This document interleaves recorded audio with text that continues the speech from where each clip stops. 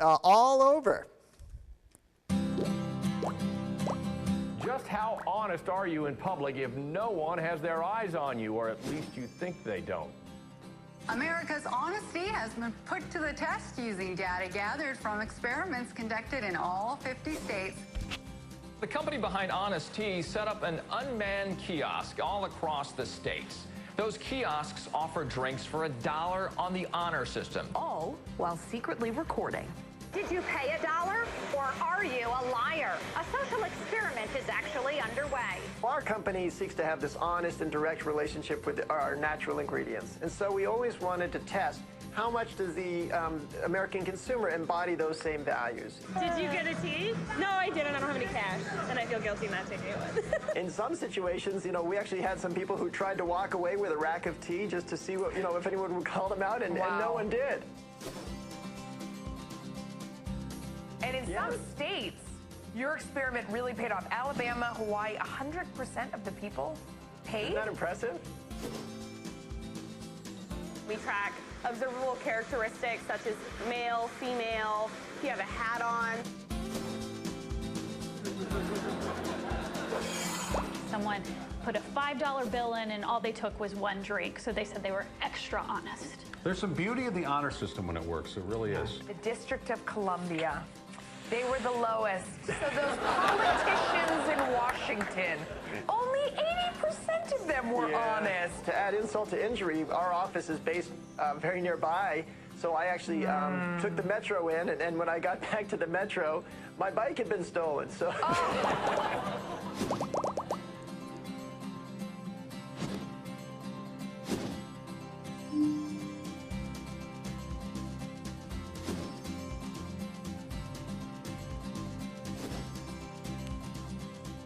And you paid. Yeah, absolutely. Someone else took the tea and then sent you a letter with money inside later apologizing. So obviously there's remorse out there. Based on the numbers from last year, it was really honest. It was mostly between 90 and 100% honest. And it kind of makes you feel good about society and, the way we're headed.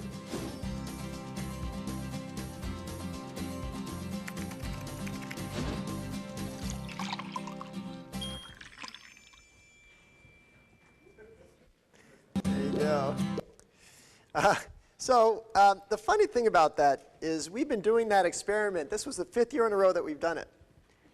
So it's not really news, but every year we do it a little differently. This year we did all 50 states, and in order to do that, Valerie and our team had to literally travel the equivalent of traveling around the world between all the different places we covered. But if you think about what's a small brand like us, if we wanted to get on the Anchorage, Alaska Evening News, I don't know how else we do it. So it's kind of a fun way for people to connect and to get introduced to the brand. So we've taken it to scale, and yet at the same time, the biggest step has been around distribution. That's the real benefit of the Coca-Cola system, and that's a tribute to Chuck and the team that he's built, because just because you're part of Coca-Cola doesn't mean automatically, okay, now we're in all these stores wherever Coca-Cola is sold. You have to still sell every bottler, every account, every customer. And that work takes credibility. It takes somebody who understands how the bottlers think. It takes someone who's fluent in their language and effective and persistent and passionate about it and trustworthy. And that's really what Chuck has made happen for our organization. So now it takes to scale in a very different way. And we're not just in the natural food stores and not just in the coast. We love all those stores. But if we're talking about democratizing organics, if we're talking about changing the American diet, we need to get to scale. And that's what Chuck and his team have been able to help make happen. And so what does it mean in terms of our mission? Well, when Coke invested, we were at buying about 800,000 pounds of organic ingredients. This year, Honest Tea will buy over 5 million pounds of organic ingredients. And that really starts to help shift what goes on in these communities. When I go visit with farmers and I can tell them about how we're growing, when they start thinking about, well, should I be making this crop organic or should I think about going fair trade, they see where the demand is, and it helps to shift it. So I want to share with you a little bit more about what we're doing. For us, writing the book was a great way to share the story. We talk about inspiring the next generation, and that's what you are.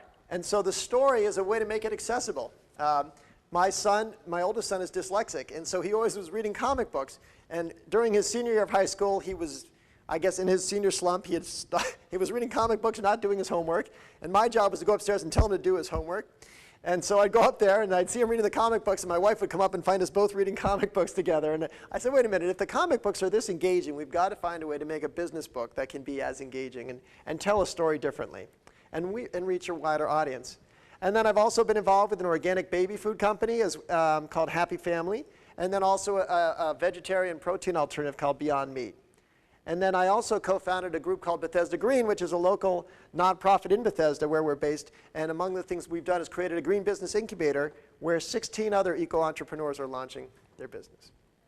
So I've been talking a lot. I want to open it up for questions. But before I do, let me just share with you two big thoughts. This is a Chinese proverb. If we don't change the direction we are headed, we will end up where we are going. So where are we going as a society? We're not going in a good place. The United Nations recently ranked the average life expectancy of all the 200 countries in the world. And before I tell you where the United States plays, just keep in mind the United States is the wealthiest nation in the history of the world. We have more advanced knowledge of science and medicine than any civilization has ever had. But we're not number 1 in average life expectancy. We're not number 2. We're number 40. So what does that say about our society, about our diets, about our lifestyles, about our lack of connection to the natural world, about our lack of connection to each other? It means we're headed in the wrong direction. And as much as I respect big companies, they're not going to be the ones to put us in the right direction because they're kind of invested in that direction. And as I was going to say, as much as I respect the government, but I'm not sure I could say, the government's not going to take us there because they're not doing anything. So the solutions are going to come from entrepreneurs. It's going to come from people who can find different ways to create solutions. And the solutions, it's not enough just to be a solution. It has to work in the marketplace. It has to be commercially successful. And when it is, the big companies will invest. You know, with Honest Tea, if we were kind of floundering and not really growing, Coca-Cola's not going to say this is what we want to be part of. But when we can grow and really stay true to our mission, then we have tremendous opportunity to change people's diets. And this is not easy work. One of my favorite scenes in the book is early on, just after we made that delivery to Whole Foods. I was at a family picnic, and I was eating a piece of pizza, and I felt something crunchy in my mouth. I said, well, there's not supposed to be anything hard in a piece of pizza. It was my tooth that had cracked. And so I went to the dentist, and she said, yeah, no, I can tell you're grinding your teeth at night when you sleep. Are you under any stress? So, yeah, I guess you could say that. So well, you got two options. You can go to bed, turn the lights low and do yoga and deep breathing to help you relax. Or I could fit you for a night guard. Your teeth are still going to bump each other, but the night guard will protect them. I said, give me the night guard because I don't see the stress going away anytime soon. And I still wear the night guard. But what we're doing is really, we think, is important. It's something, as you probably can tell, we care a lot about. And this kind of work is hard, and there's a lot of people who say it can't be done. And for that, I'm going to share with you in closing this proverb, which shows up on the wall of Honest Tea's office in Bethesda. Those who say it cannot be done should not interrupt the people doing it. And when you care about something, when you care about something worthwhile, you may not always succeed, but doing it is part of what's important. And when we, at the end of the book, I close it by saying, there were some people who said Honest Tea was in the right place at the right time. We kind of got lucky. I said, well, it took us 10 years to get to the right place at the right time. But whether or not we succeeded or not, if you're doing something you believe in, you're in the right place at the right time. Thank you very much. And happy to open it up for questions, comments. How important was social media in promoting our product? Well, it still is important. And you can, that National Honesty Index, there was a whole social media component to it that was, really intrinsic to it because we got people talking about it. So in the beginning, for the first 10 years, it wasn't that big. It wasn't yet that developed. But now we have 3 people in our company who focus on social media and public relations. And so every day we share one of these quotes, one of these proverbs. And we have a lot of it. It's a great way for us to get feedback from customers and have a conversation with them. we still, I still read all the emails we get now. These days it's literally dozens a day. So that direct interaction is also important. We also respond individually to each email so that, and when people call, they get a live voice as opposed to an answering machine. So for us, that connection to the consumer is still critical. Still critical. Yes?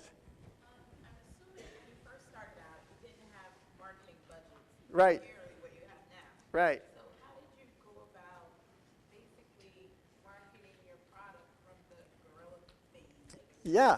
Yeah. So in the beginning, the marketing was giving out samples at stores. I mean, it doesn't sound very creative, but to be honest with you, there's no better way to sell somebody. You know, I know if I'm talking one-on-one with somebody and I can give them the product and explain to them what they're tasting, they still may not like it, but they're going to understand what it is. And that's why we have this investment. We still have this, we're one of the only beverage companies out there that has an extensive field marketing team. And the people who are out there, they're our ambassadors, and they interact with hundreds of consumers every week telling that story. And they tell it a lot, so they probably get a little tired of repeating the same lines. But that personal connection is still really important. One thing,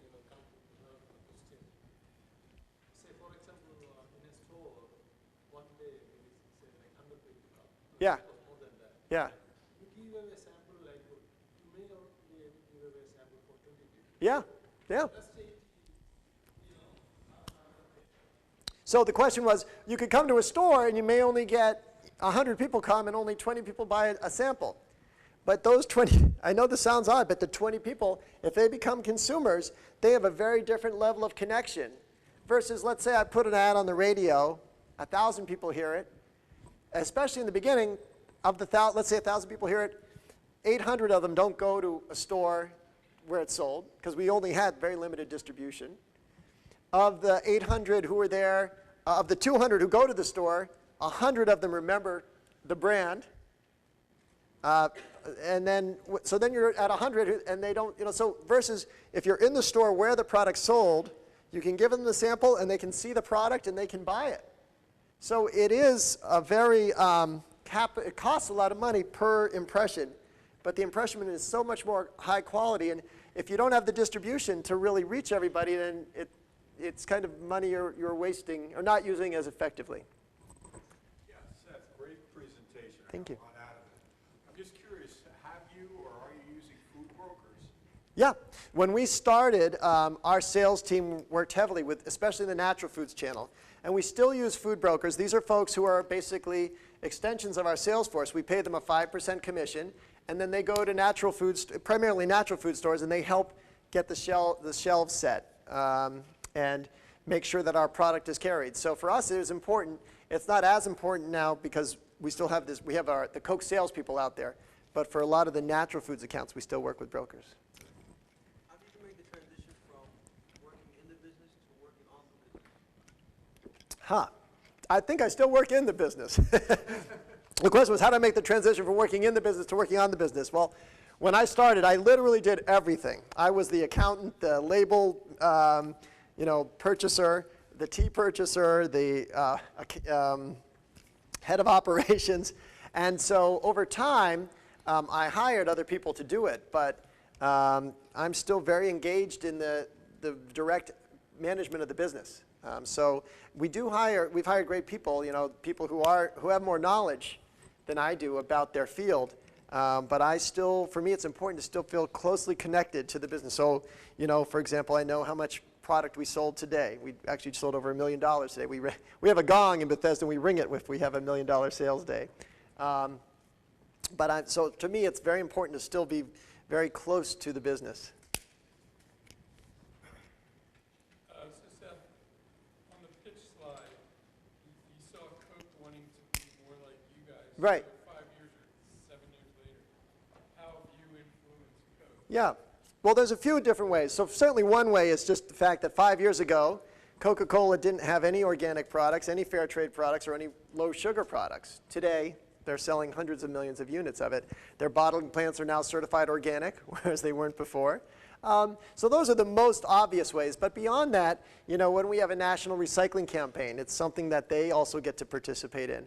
When we have a conversation about natural ingredients and what it means, we're asking questions that the rest of the organization doesn't really ask. The latest example I mentioned just that came up this week, we're now connecting our retirement, our 401k to Coca-Cola's. And when I set up Honest Tea's, I used to work, before I launched Honest Tea, I worked for a mutual fund company that screened out certain types of investments. So for example, we would never invest in tobacco stocks. When I set up Honest Tea's 401k, I set up the same structure. When we moved into Coca-Cola's, or they talk about moving us to Coca-Cola's, I said, well, where's my socially screened options? Because this is what my approach is. I don't want to be investing in certain types of companies. So no one was asking that kind of question before. Thank you. I noticed basically concepts in regard to Good to Great. And I just want to ask, did you basically take concepts from Good to Great? Because I see Built to Last, I see Good to Great, yeah. I see Flywheel, and I honestly see Level 5 business. Well, those concepts, I would say, have definitely been internalized. But we did really think about, when we were building this, let's make sure we're building something enduring. Let's not chase the fad. Let's, you know, obviously the fad would have been, you want to grow, make it sweeter. You want to grow, make it cheaper. And we said, no, we're going to stick to really representing something. We want a brand that we feel like we're going to own forever, even if we weren't. So that was an important part of our mindset. And you know, all along the way, there was the low carb fad. And that, you know, our product was low carb, but we didn't market it that way because we didn't want to make it sound like we were being opportunistic. We really wanted it to be based on a belief system.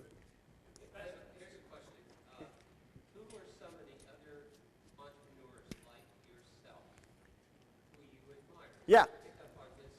Sure, sure. Well, we've been very fortunate. We've had great board members. One of our board members was Gary Hirschberg, the CEO of, actually he's the CEO of Stonyfield Farm Yogurt. So the yo was for the yogurt.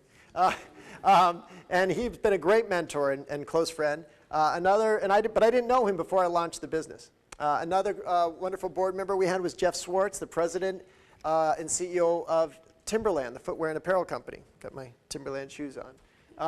So these are folks who really helped support the idea of a mission-driven business. So those are great. We're also big admirers of Patagonia. It's a company we have a close relationship with, and we do a lot of things with them. And then, you know, like that company, Happy Baby, the organic baby food company, very impressive set of women who built that brand, and it's a very powerful brand, still growing very quickly.